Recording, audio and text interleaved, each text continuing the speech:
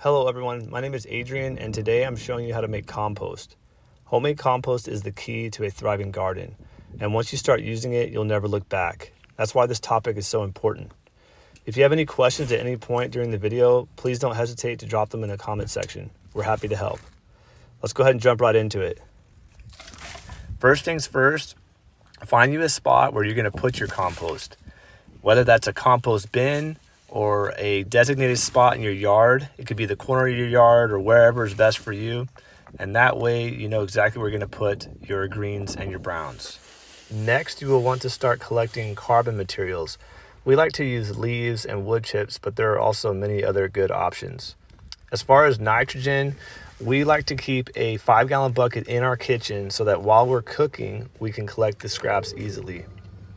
Another great nitrogen is grass clippings. And if you have chickens, chicken manure is fantastic as well. In this video, we will be focusing on what is called cold composting, which creates some of the most nutrient-dense compost. And all we're doing here is putting down our green material, which are scraps, and then we're going to cover that with our browns. Keep in mind that as we're building this pile, this is across multiple days. It does not have to be all done in one day. All right, so this is the cold compost pile. We got another cold compost pile over here on this side that's kind of rotting down. The idea of it is you're just leaving it to sit. You don't have to turn it that much, maybe once a week or less. I got this bucket of scraps that we've been working on in the house, and I'm just gonna add it to this little cold compost pile right here. And like I always say, just don't overthink it. Get the scraps down. All right, so we're gonna go ahead and put one bucket of these wood chips on top. Just spread it out evenly. And then I got some leaves over here. And I'm gonna do half a bucket of leaves. So that's 3 times the amount of scraps. I don't even do that anymore because I've been doing it so long. Once you get used to it, you can just like eyeball it. It doesn't have to be exact. The idea is that you just want more browns than you do the greens. And then we're gonna wet this down because these leaves right here are pretty dry. So always keep a hose nearby. It makes it easy to just, wet the material down real quick. All right, so we got some more scraps here. We're just gonna keep adding to our cold compost pile here. So I'm just gonna throw them on just like this.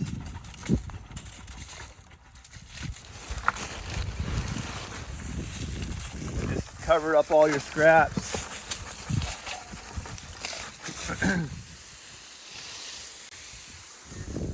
We got this chicken manure out of our chicken coop, and we're gonna put that here on top as our green, as a nitrogen. And so we're gonna treat that the same way we would the scraps. That was half a bucket. So now we're gonna do a bucket and a half. For those of you who want exact ratios. But we're gonna go ahead and dump that on there. So we need one more, half a bucket. And if it's a little bit more or a little bit less, it's okay. And then we're just gonna spray it down like we always do. And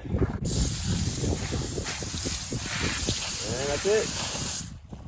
If you're someone who does not have any carbon, it's not the end of the world. There's other options too. Like for example, when you mow, you can mow and collect grass clippings and leave them to dry to where they get to more of a dry material. And then you can use them as a brown if that's your only option. Because I know wood chips are not always an option. You may not be able to get them dropped off. Like we get our wood chips here pretty much free from the local tree companies. Sometimes we give them a tip just to keep them coming back. But like over here, we've been collecting these leaves for months now from the fall, and I've just been piling it up and designating them to one spot. And so you can do something like that, but the main thing is, guys, keep your compost piles close to your house. So our compost pile is maybe like no more than 100 feet from where we're living, and so I wouldn't go any further than that. The closer the better. If it's far, you're less likely to maintain that pile, and you're less likely to want to carry your scraps and dump them. All right, here's our next layer, the scraps. And we're just gonna spread that all evenly here. And see, we've got Look at all those materials in here. We've got sweet potato peelings, avocado peels. We got eggs. We've even thrown hair clippings in here from when we do haircuts. There's banana peels, lemons. Here's some purple sweet potato peels over here. You can do coffee grounds.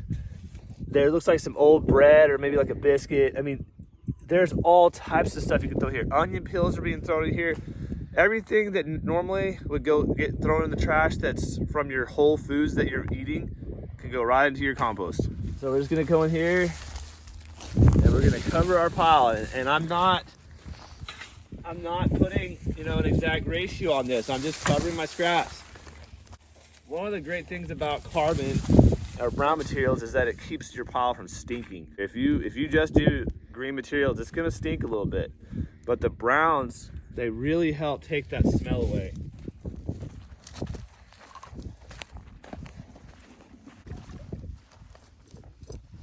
All right, just to add a little bit more nutrients to this, we happen to have a pond, and so I'm taking some pond water here, and we're just gonna put a little bit on top as well. Pond water is known to have nitrogen, phosphorus, and potassium, and all kinds of good bacteria and things in there. So we're gonna take that and we're gonna add that here. We've got fish in our pond too, so that, you know, they're pooping in there and you're getting all the nutrients from that. The more diversity that you have in your compost pile, the better. It's gonna be more healthy for your plants, more nutritious, and just a really well-rounded compost. All right, hey, here's another great carbon that you can put in your compost. This is our biochar pit right here. We created biochar here a while back. I actually have a video where we show you how to make it and how to inoculate it, and I'm gonna link it right here if you'd like to check that out. All right, so guys, look, check this out. This has been sitting in this pit ever since I made that video, and it's probably been over a month now, and it's been raining. This thing's been filled all the way to the top with rainwater. It's been soaking all that rainwater in. It's also got the soil down here that's gonna have the microbes that are getting into it, and also this nice carbonaceous material, these leaves that are adding to that richness. So we're just gonna come in and we're just gonna take that out and put it in our bucket. This is fantastic for the compost. All right, so I'm gonna show you another pile I have here that's freestanding, that's not inside of a bin, just to give you a visual. And we're gonna add some more scraps to this pile. And we're also gonna add that biochar. It's not fully inoculated yet, but it'll work great. And that's actually one of the ways you can inoculate biochar, is to just throw it in your compost pile. So we're gonna take these scraps first, throw those on here. And then we'll take our bucket of biochar, add that on top. So biochar in this state that I have it in, that's been sitting, like I said, in that pit for over a month, this has already got tons of nitrogen in it, which is great. So it's got a good start. But this pile of compost is just gonna make it even more rich for the soil. So we're just gonna put some browns here on top, as always. I'm not gonna measure it out specifically. I'm just gonna put enough to kind of cover everything up. Put a little bit more than the nitrogen that I put. All right, another thing that works really well are these canvas cloths. You can get them at different hardware stores, or you can go to like a home building store, but they're great for keeping the moisture in, but also when it rains, the rain falls off of it easier and it won't wash your pile away. So we're gonna go ahead and just wet that down.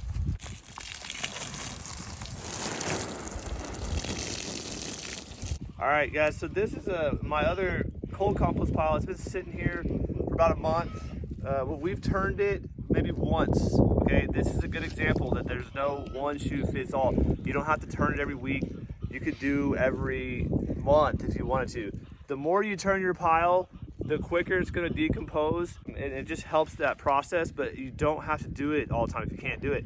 So this pile's been sitting longer than it normally would, but I mean, look at the materials, like they're already breaking down real nicely. And so I'm gonna go ahead and turn this pile into my next bin here and get it nice and wet down. And then after that, we'll just let it sit and rot until it becomes nice, rich compost.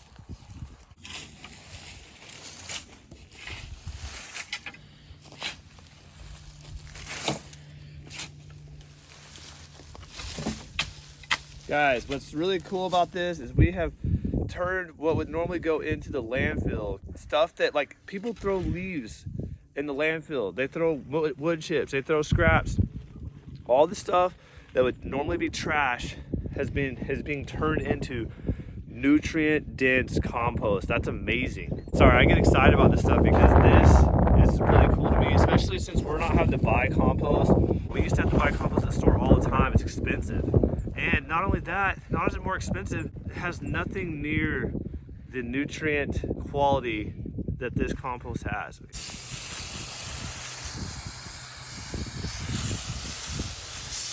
Yeah, we're just making sure that any kind of dry spots that we see, we're going to add that water, okay? That's just gonna help this compost to decompose and become compost a lot quicker. What's cool, this already is smelling like soil.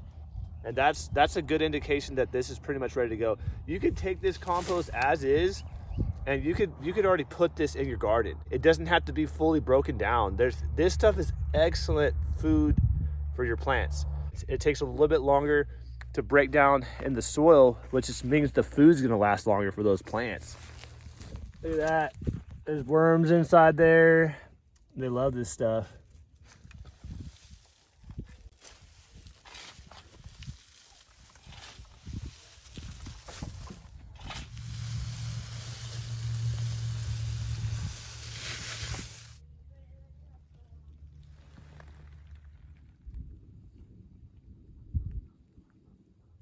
So this is what it looks like at the bottom of the pile.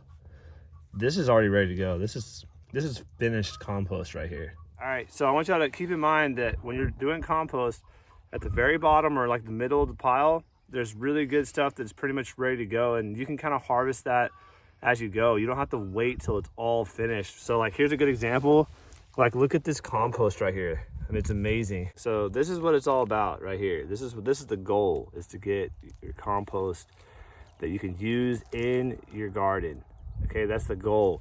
And the way you do that, like we've been talking about this whole video, start collecting your scraps, start getting your browns, put them down. It doesn't have to be perfect. Get the greens covered with the browns, and make sure you're keeping it moist through the process, and just turn it every so often. So hey, if you like the video, guys, be sure to give it a big thumbs up. And if you haven't already, subscribe. That way you don't miss any of the videos coming, and that's going to help support us continue to put out quality content for y'all. Okay, so if you have any questions, please put them in the comment section, and we'll see you in the next video. God bless y'all in Jesus' name. Bye-bye.